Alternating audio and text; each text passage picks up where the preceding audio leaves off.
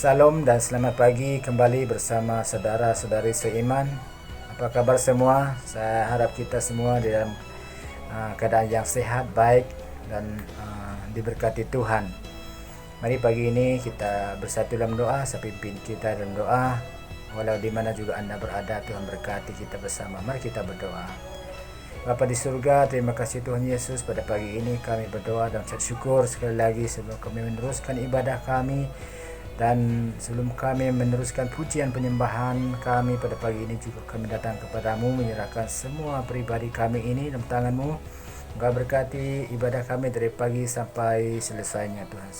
Setiap yang memuji Engkau, menyembah Engkau dalam ibadah ini juga, walau di mana juga mereka berada, Tuhan Yesus memberkati.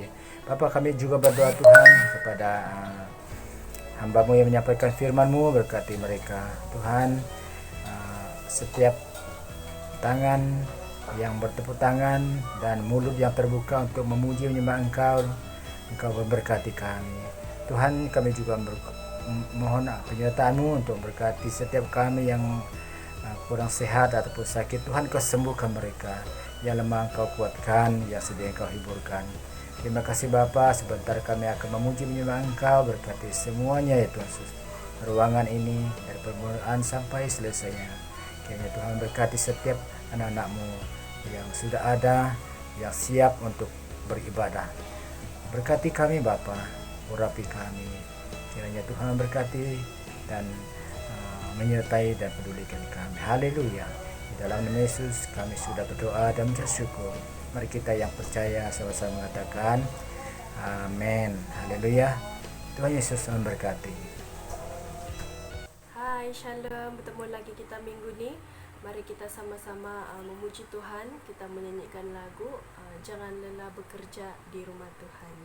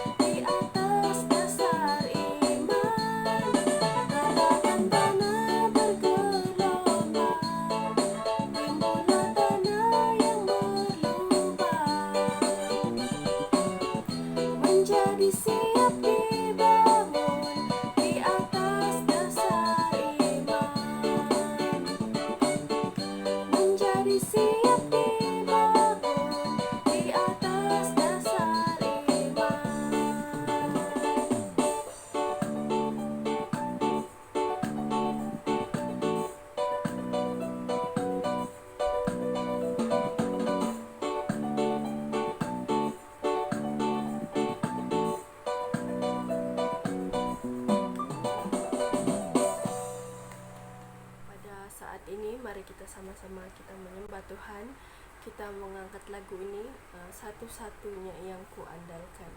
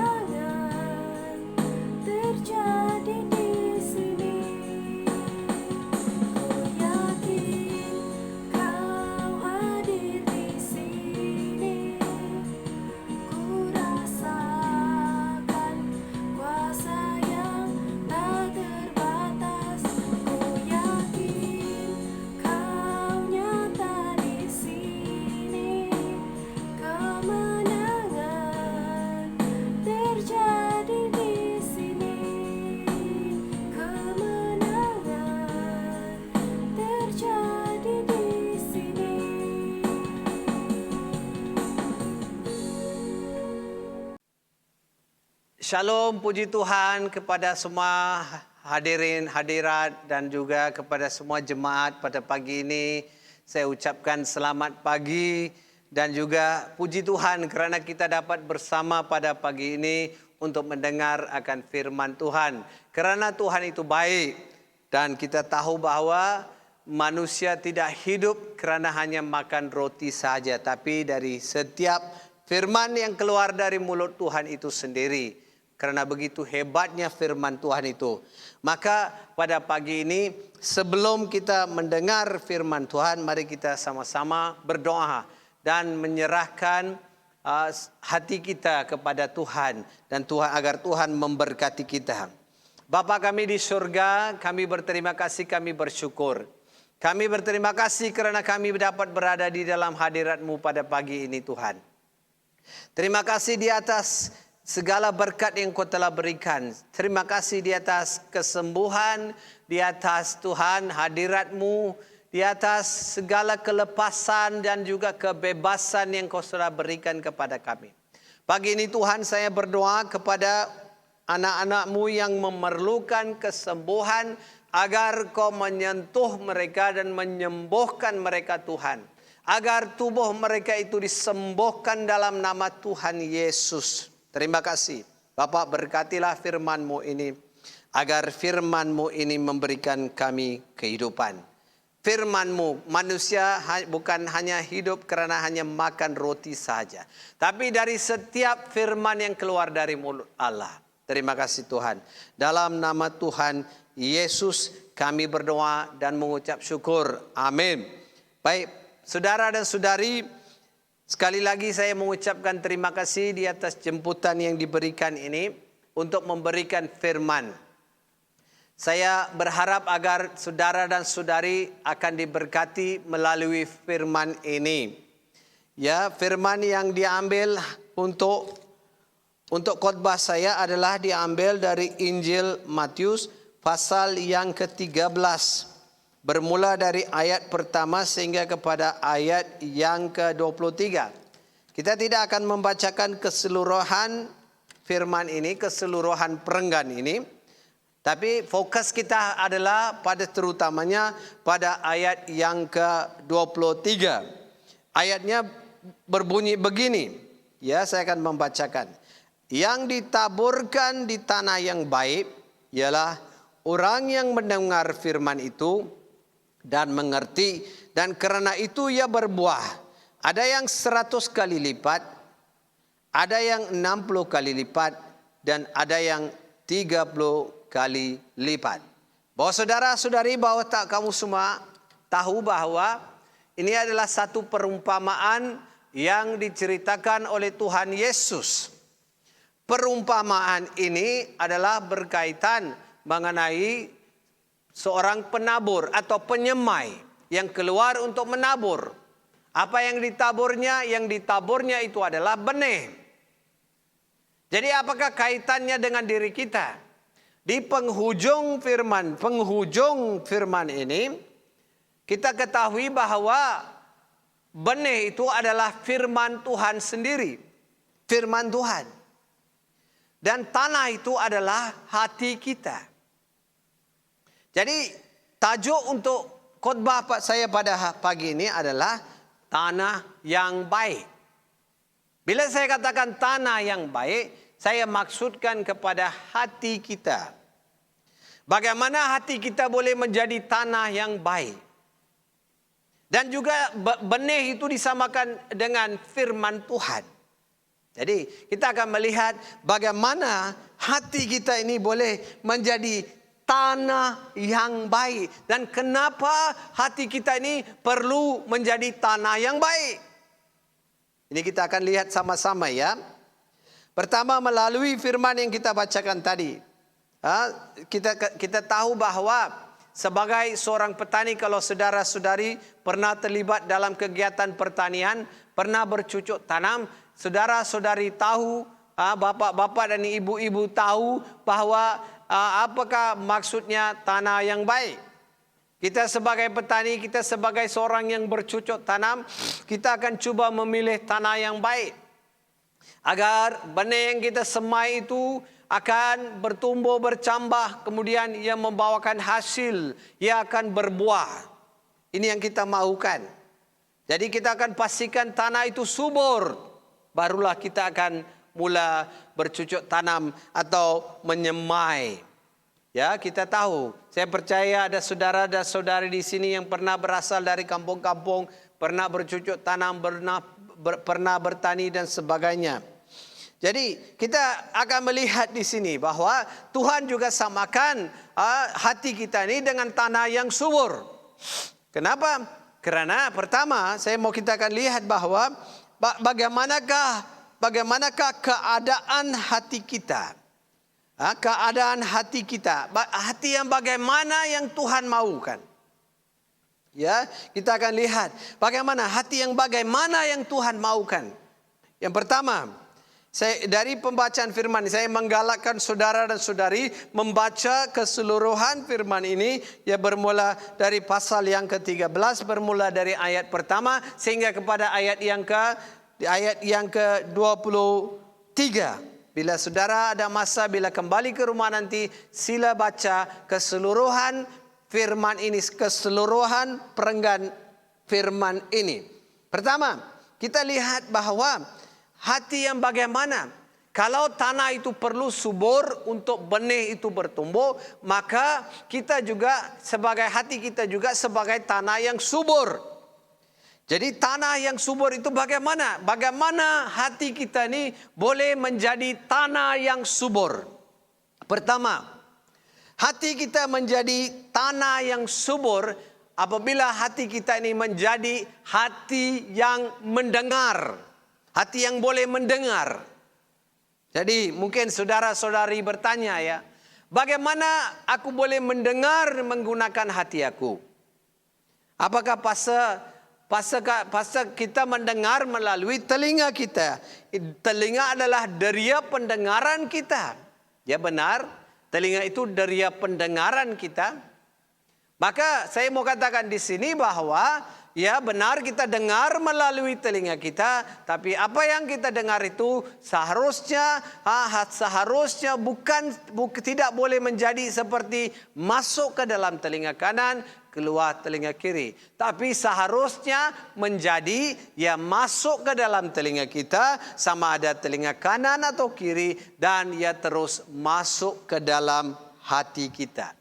Itu yang dimaksudkan sebagai hati yang mendengar. Jadi bagaimana kita boleh menjadikan hati kita ini hati yang mendengar? Ya, saya katakan kalau mau hati kita subur, kita mendengar. Apa yang kita dengar? Bahwa hari ini kita perhatikan bermacam-macam jenis bunyi yang kita dengar. Kalau saudara-saudari keluar ke sana, keluar dan berada di alam sekitar, kita mendengar bermacam-macam jenis bunyi. Bunyi-bunyi binatang-binatang, burung-burung yang berkicauan, suara-suara binatang, dan juga suara ataupun bunyi tiupan angin. Kadang-kadang tiupan ini ataupun suara-suara ini begitu membawa kedamaian, keamanan kepada kita. Ya, bila kita keluar ke sana nanti, kita dengar bunyi-bunyi yang begini. Yang membawa sesuatu perubahan dalam diri kita. Begitu juga kita mendengar berjenis-jenis suara manusia. Suara-suara yang memberikan kita pengharapan, suara-suara yang membawa kita kedamaian, suara-suara yang menyembuhkan. Tapi ada juga suara-suara manusia yang membawa kita kepada kekecewaan, membawa kepada putus harapan dan sebagainya. Bermacam-macam jenis suara. Jadi kita harus memastikan suara apa yang kita dengar. Apakah suara yang kita dengar? Tapi dalam banyak-banyak suara ini, kita tahu bahwa tidak ada suara yang lebih enak, suara yang lebih bagus selain daripada suara firman Tuhan. Karena firman Tuhan itu sendiri mengajar kita bagaimana seseorang itu boleh mendapat iman. Kita tahu, saya bertanya kepada diri saudara dan saudari, adakah saudara-saudari beriman? Adakah bapak-bapak dan ibu-ibu beriman? Pastinya bapak-bapak dan ibu-ibu, saudara dan saudari akan mengangkat tangan kamu dan berkata, Pastor, aku beriman. Karena itu aku berada dalam hadirat Tuhan, berada dalam gereja. Benar. Jadi kita mendengar, bila kita mendengar firman Tuhan itu, maka iman itu datang ke dalam diri kita. Kepercayaan itu datang ke dalam diri kita. Ya, itu caranya. Jadi saya menggalakkan saudara dan saudari mendengar firman Tuhan agar untuk menjadikan hati saudara dan saudari subur, maka iman itu adalah salah satu faktornya. Ya, banyak faktornya. Salah satu faktor untuk menyuburkan hati kamu itu adalah iman. Dan dari mana datangnya iman ini? Iman ini datang dari firman Tuhan. Dan dari mana bila kamu mendengar firman Tuhan itu, iman itu datang. Jadi itu caranya. Jadi diharap saudara dan saudari dapat mendengar firman Tuhan. Dan bila firman itu masuk ke dalam hati kamu, ia akan membuatkan hati kamu itu mula subur.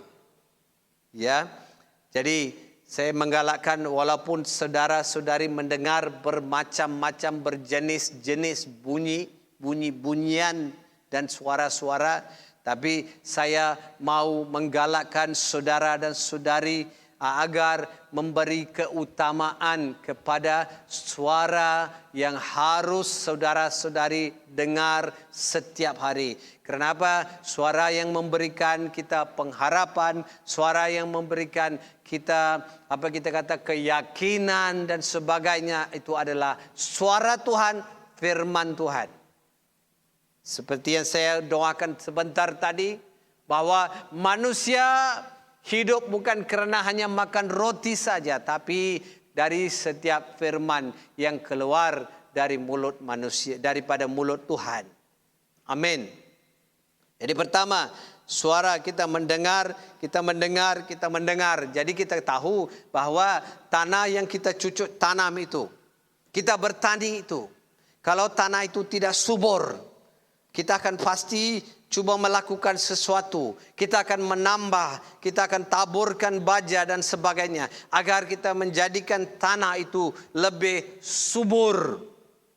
Ini yang kita cuba lakukan. Begitu juga hati manusia. Jadi saya mau menceritakan sesuatu mengenai kesaksian daripada rakan saya. Dia begitu berminat untuk bercucuk tanam. Walaupun dia tidak ada pengalaman bercucuk tanam. Dia melihat satu kawasan lapang di mana kawasan itu dia rasakan boleh dijadikan sebagai satu tempat untuk bercucuk tanam. Jadi dia mencangkul. Bila dicangkulnya, dia melihat banyak batu-batu yang dicampur dengan tanah. Dan dia tidak kisah, dia menabur, dia menyemai benih. Tapi bila dia lihat hasilnya, pokok itu bertumbuh. Sayur-sayuran itu bertumbuh. Ditanamnya bende, ditanamnya terung, kacang panjang dan sebagainya. Ya, pokok itu bertumbuh. Tapi hasilnya mengecewakan. Tidak seperti yang diharapkan. Tidak seperti yang dimahukan. Jadi dia mula mengkaji, mula mencari sebabnya, dan dia dapat tahu bahwa tanah itu dipenuhi dengan batu-batu dari kawasan pembenahan kawasan perumahan. Jadi batu-batu itu dicampur dengan kapur dan sebagainya. Karena itu tanah itu tidak subur. Jadi dia jadi buntu dan tidak tahu apa yang dia mau buat. Bagaimana? Dia kata, Tuhan, aku ni tidak ada mesin, tidak ada traktor untuk menggali, tidak ada jentera untuk menggali. Aku hanya ada cangkul saja untuk menggali. Aku tidak boleh menggali dalam. Aku kena keluarkan tanah-tanah subur yang berada di bawah sana. Dikeluarkan dan dibawa ke atas. Jadi dia berdoa, ya, dalam penuh kepercayaan dia berdoa, Tuhan, aku tidak tahu apa yang kau akan buat. Tuhan, tapi kau naikkanlah segala tanah-tanah yang subur yang berada di bawah sana. Naikkannya ke atas. Dan selepas dia berdoa, dia sesuatu yang hebat terjadi, mukjizat berlaku. Dia menggali, dan kali ini dia mulai menggali, mencangkul. Dia melihat tanah-tanah yang ada di atas itu adalah tanah-tanah hitam, berwarna hitam yang begitu subur. Kemudian dia tabur, dia semai benih, dan pokok itu pun bertumbuh. Bertumbuh dan hasilnya begitu hebat sekali. Kenapa saya ceritakan kesaksian ini? Saudara dan saudari, kalau kita maukan hati kita menjadi hati yang subur, kita harus ada persediaan. Kita harus pastikan bahwa kita harus benarkan Roh Kudus bekerja di dalam hati kita, menyuburkan hati kita. Ya, dengan usaha kita sendiri, dengan kesungguhan kita sendiri, kita mungkin tidak boleh buat sesuatu. Tapi bila berkata, Tuhan, aku berharap padamu Tuhan. Roh Kudus, aku berharap padamu. Kerana Engkau saja yang boleh menyuburkan hati aku. Bila saudara-saudari, bila bapa-bapa dan ibu-ibu berdoa sebegitu, maka Tuhan akan mula bekerja dan mula menyediakan hati kita. Agar hati ini boleh menerima firman Tuhan. Firman yang boleh memberikan kita iman. Ini cara kita menyediakan hati kita. Saya harap saudara-saudari akan meminta berdoa. Mintalah pada Roh Kudus agar membantu kamu menjadikan hati kamu ini hati yang subur. Hati yang subur. Hati yang boleh mendengar. Jadi banyakkan mendengar firman Tuhan.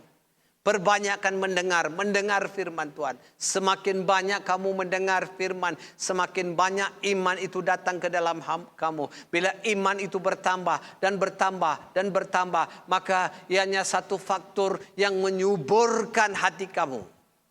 Amin. Itu yang pertama. Yang keduanya, kita lihat bahwa hati yang bagaimana untuk menjadi tanah yang baik. Pertama saya katakan hati yang boleh mendengar. Kedua adalah hati yang boleh merasa. Hati yang boleh merasa. Hati yang ada perasaan. Ia berkaitan dengan emosi, ya. Apa kaitannya dengan hati dengan tanah yang subur? Ya, setiap manusia itu diciptakan mengikut rupa bentuk Tuhan. Bila orang menceritakan mengenai rupa bentuk Tuhan, maka manusia itu diciptakan dengan segala sifat-sifat Tuhan. Apa yang Tuhan ada itu ada pada manusia, kerana manusia diciptakan mengikut rupa bentuk Tuhan. Jadi kamu mungkin bertanya, ya, adakah Tuhan mempunyai tubuh seperti diri kita? Saya bukan bermaksud begitu. Tapi saya katakan kita diciptakan Tuhan dengan sifat-sifat Tuhan. Dan kalau sifat-sifat itu boleh kita samakan dengan sikap yang kita ada. Sifat dan sikap itu sendiri. Jadi kalau kamu perhatikan sifat Tuhan itu apa? Sifat-sifat Tuhan itu adalah Tuhan yang mengasihi. Tuhan yang mengampuni. Tuhan adalah Tuhan yang kudus, maha kudus. Tuhan yang menyayangi. Tuhan yang berbelas kasihan. Inilah sifat-sifat Tuhan. Ini ada kaitannya dengan perasaan kita. Ya, adakah kita mempunyai sifat-sifat seperti ini? Adakah kita menyayangi, mengasihi? Adakah kita berbelas kasihan? Adakah kita mengampuni? Adakah kita orang yang kudus? Ini yang saya maksudkan. Jadi setiap sesuatu yang kita lakukan dalam hidup kita ini adalah kerana apa? Kerana kita diciptakan mengikut rupa bentuk Tuhan. Maksudnya sikap Tuhan itu, sifat Tuhan itu ada di dalam diri kita. Ya, saya mau menceritakan sedikit mengenai pencinta-pencinta alam sekitar. Ada manusia-manusia di luar sana yang begitu mencintai alam sekitar sehingga mereka berkata, aku mengasihi alam sekitar, menyayangi alam sekitar, dan aku tidak mau memusnahkan alam sekitar. Sehingga mereka berkata, oh, pokok-pokok tidak boleh ditebang, rumput-rumput tidak boleh dipijak. Kerana kata apa? Rumput juga ada satu ciptaan. Rumput ada kehidupan. Mereka katakan, oh, alam sekitar ini bernyawa. Mereka ada perasaan. Pokok-pokok itu ada perasaan. Rumput-rumput itu ada perasaan. Ya, kita sebagai anak-anak Tuhan dipanggil untuk menjaga alam sekitar. Tapi jangan menjadikan ciptaan ini lebih, kita menyayangi ciptaan ini lebih daripada penciptanya. Kita mengagungkan ciptaan lebih daripada penciptanya. Pencipta itu adalah Tuhan. Dialah yang seharusnya dimuliakan. Dialah yang seharusnya ditinggikan. Tapi pencinta alam sekitar ini, mereka menjadi begitu ekstrim sehingga mereka memeluk pokok. Mereka kata, pokok, aku sayang pada engkau. Aku mencintai engkau. Mereka pergi peluk pokok itu dan mencium pokok itu. Bayangkanlah begitu, orang kata saya boleh katakan begitu teruknya sikap manusia ini. Tapi saya katakan di sini, apa yang saya mau katakan di sini, bahwa benar, ya, pokok-pokok itu harus, tumbuh-tumbuhan, flora dan fauna itu harus dijaga. Tapi jangan berlebih-lebihan. Ianya diciptakan untuk kita. Segala-galanya Tuhan ciptakan untuk kita. Benar, kita harus menjaga, kita menyayangi pokok-pokok itu. Kita melihat pokok-pokok yang berbunga, berwarna-warni, dan kita begitu kita meminati keindahan. Kita melihat kecantikan pokok-pokok itu. Begitu hebat, begitu indah. Tapi setakat itu sahaja. Jadi apa maksudnya perasaan? Perasaan itu Tuhan berikan kita emosi untuk menyayangi. Saya mau bertanya kepada saudara dan saudari. Adakah saudara-saudari mempunyai perasaan belas kasihan? Adakah saudara-saudari mempunyai perasaan untuk mengasihi? Adakah saudara-saudari mempunyai perasaan mengampuni? Atau adakah saudara-saudari mempunyai kehidupan yang penuh dengan kekudusan sebagaimana Tuhan itu sendiri? Itu yang saya mau bertanya. Inilah hati kita. Jadi kalau kita tidak, sifat Tuhan itu tidak ada dalam diri kita, maka ada sesuatu yang tidak betul dalam diri kita. Bertanyalah kepada diri kamu sendiri. Tanyalah, adakah aku mempunyai sifat-sifat seperti ini? Seterusnya saudara, bagaimana sifat-sifat ini boleh kita praktikkan, boleh kita gunakan? Ianya dipraktikkan, digunakan dalam sesuatu situasi, dalam sesuatu keadaan. Keadaan yang bagaimana? Keadaan yang memerlukan saudara dan saudari, bapak-bapak dan ibu-ibu untuk berbelas kasihan. Keadaan dan situasi yang memerlukan saudara dan saudari, bapak-bapak dan ibu-ibu untuk menunjukkan keampunan. Dan situasi yang mahukan saudara-saudari, bapak-bapak dan ibu-ibu menunjukkan kekudusan kamu. Jadi jangan lepaskan peluang tersebut. Jangan lepaskan peluang tersebut. Gunakan peluang. Bila saudara dan saudari perlu mengampuni seseorang, ampunilah mereka. Bila saudara dan saudari perlu berbelas kasihan pada seseorang, berbelas kasihanlah pada orang itu. Kalau saudara dan saudari perlu menjaga kekudusan kamu, jagalah kekudusan kamu. Ini caranya kita bekerja.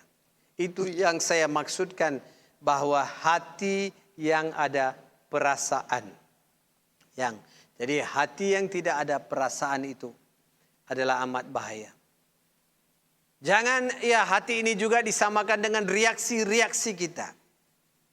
Orang yang sakit hati, kadang-kadang orang yang disakiti itu akan mula menyakiti orang lain. Kita tidak harus menjadi begitu. Malahan Tuhan berkata, kalau kamu disakiti, kamu ampunilah dia. Ini cara respon kita. Bukan memberi reaksi, karena aku disakiti, maka aku juga akan menyakiti orang lain. Bukan begitu. Karena aku diperbuat jahat, orang membuat jahat terhadap aku, maka aku juga berbuat jahat pada orang lain. Bukan begitu. Karena itu bukan sifat Tuhan. Jadi bagaimana perasaan hati saudara dan saudari pada pagi ini? Bagaimana? Saya mau bertanya kepada saudara dan saudari. Ya, bayangkanlah Tuhan dalam hidup kita begitu mengasihi kita, begitu menyayangi kita. Dia sudah memberikan kita peluang berulang kali. Orang kata peluang kali kedua. Peluang kali kedua yang berulang kali. Bukan sekali, tapi berulang kali.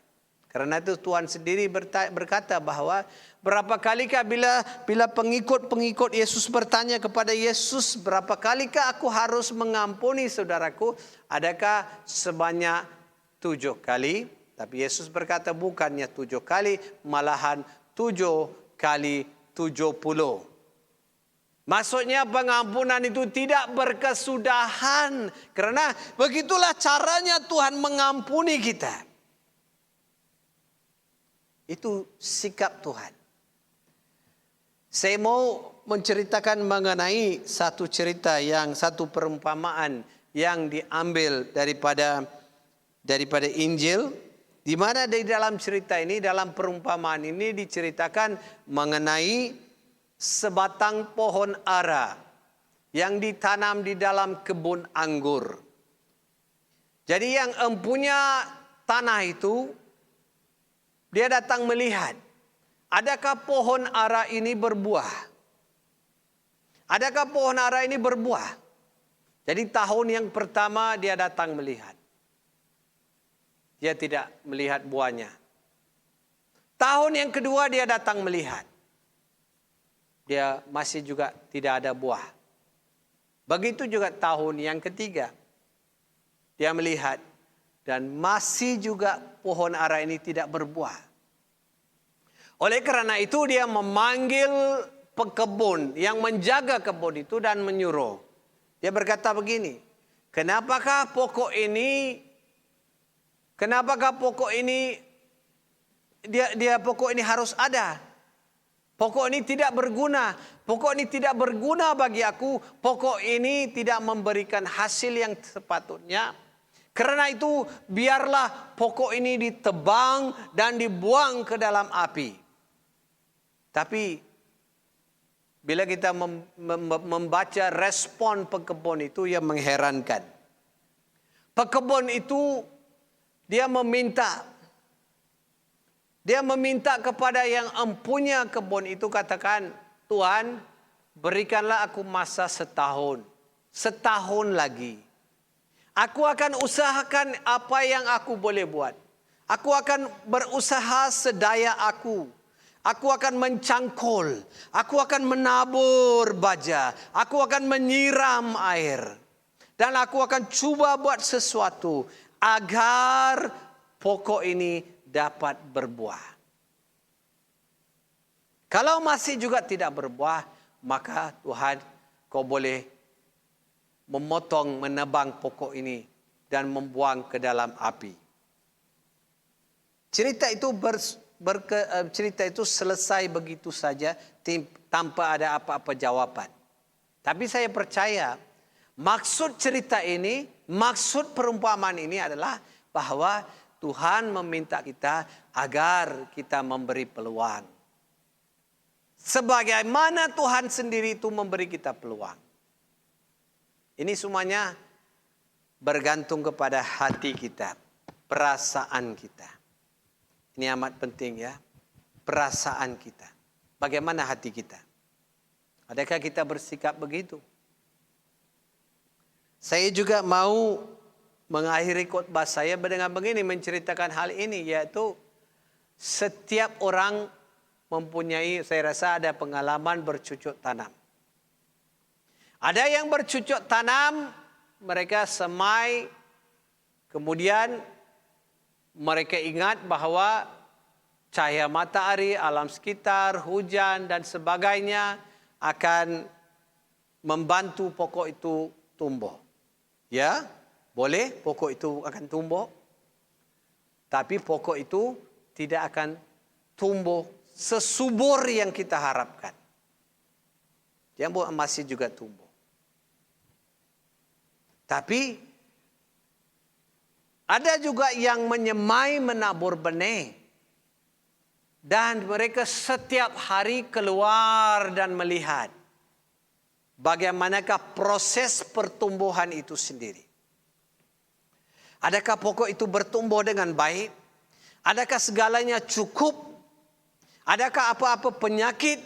Adakah apa-apa kita kata serangga-serangga yang menyerang pokok itu? Dia akan memastikan. Itu kita katakan penjagaan. Penjagaan itu penting. Kita boleh lepaskan begitu saja dan kita juga boleh memastikan pokok itu dijaga. Kenapa? Kita mau pokok benih yang kita semai itu membawa hasil yang berlipat kali ganda semaksimum yang boleh. Bukan hanya takat tumbuh kemudian berbuah. Buahnya tidak sehat, hasilnya tidak sehat, tapi berbuah. Sebab itu firman berkata di sini bahwa ianya harus memberikan hasil berlipat kali ganda, 100 kali ganda, 60 kali ganda, dan 30 kali ganda. Saya mau tanya pada saudara-saudari, tidakkah kita juga begitu? Bukankah kita juga mau hidup kita ini berbuah? Bukan berbuah cuma-cuma saja, tapi biar ia berbuah dan berhasil, dan berbuah lebat, dan berbuah dengan subur. Ini yang kita mahukan. Hati kita juga begitu. Bagaimana kita menjaga hati kita? Adakah kita biarkan tanah, hati kita yang dipanggil sebagai tanah ini, dibiarkan begitu saja? Kadang-kadang pokok itu kita perlu pastikan tumbuh-tumbuhan liar tidak mengelilingi pokok itu. Kadang-kadang hati kita boleh menjadi seperti semak samun. Yang baik itu tidak boleh tumbuh. Hanya semak samun saja, lalang-lalang mengelilingi. Jadi pertumbuhan itu terbantut. Tidak tumbuh dengan subur. Ya, saya mengakhiri dengan cerita sebatang pokok betik yang saya tanam di rumah. Pokok itu sedang berbuah lebat. Saya sudah makan dengan kenyang. Buahnya manis. Tapi selebihnya banyak buah-buah itu saya berikan kepada jiran-jiran saya. Jiran saya di sebelah kanan, jiran saya di sebelah kiri. Saya berikan pada mereka. Berkati mereka. Ya, saudara-saudari, hasil itu, buah itu kita boleh nikmati. Dan juga kita berikan kepada orang lain. Dan mereka katakan, buah itu sedap. Kalau hati kita menjadi tanah yang subur, maka kita memberikan buah yang baik, buah yang enak, buah yang manis. Dan yang bawa berkat kepada ramai orang. Amin. Dan pada pagi ini saya menggalakkan saudara dan saudari, mulalah lihat hati kamu itu. Bagaimana hati kamu pada pagi ini? Adakah hati kamu ini menjadi hati yang mendengar? Adakah hati kamu ini hati yang penuh dengan perasaan? Coba saudara-saudari, bapak-bapak dan ibu-ibu bertanya kepada diri sendiri. Amin. Saya juga berdoa agar Tuhan akan bercakap kepada diri saudara-saudari melalui firman ini. Amin. Mari kita sama-sama berdoa dan melihat kepada Tuhan agar Tuhan memberkati kita pada pagi ini. Mari kita menutup mata kita dan berdoa. Bapa kami di surga, kami berterima kasih, kami bersyukur. Kami berterima kasih kerana firman-Mu itu menghidupkan. Pada pagi ini kami sudah mendengar firman-Mu. Firman-Mu itu begitu enak, begitu baik untuk kami. Firman-Mu itu menghidupkan kami. Bapa, saya berdoa dalam nama Tuhan Yesus, agar firman yang mereka mendengar melalui telinga mereka ini akan masuk ke dalam hati mereka. Ia tidak akan masuk telinga kanan kemudian keluar telinga kiri. Malah ia masuk ke dalam hati mereka dan tetap berada di dalam hati mereka. Dan ia akan tumbuh subur Tuhan. Memberi mereka iman. Dan juga ia akan penuh dengan perasaan. Dan hasilnya ia membawa berkat kepada diri mereka sendiri dan juga untuk orang lain. Berkati setiap orang Tuhan. Dan kali ini Tuhan yang memerlukan Tuhan jamahan dan sentuhan dan kesembuhan. Kau Tuhan sentuhlah mereka, jamalah mereka Tuhan, sembuhkan mereka Tuhan dari hujung rambut ke hujung kaki mereka. Biar urapan-Mu mengalir, biar urapan-Mu menyentuh, membebaskan dan melepaskan mereka dari segala belenggu-belenggu yang dibawa oleh si iblis Tuhan. Terima kasih Tuhan di atas kesempatan ini. Terima kasih di atas berkat-Mu. Terima kasih di atas kelepasan dan kebebasan-Mu. Kami berikan segala pujian dan kesyukuran kepadamu. Dalam nama Tuhan Yesus kami berdoa dan mengucap syukur. Dan semua anak-anak Tuhan katakan, amin, amin, amin. Tuhan berkati semua ya. Terima kasih. Thank you.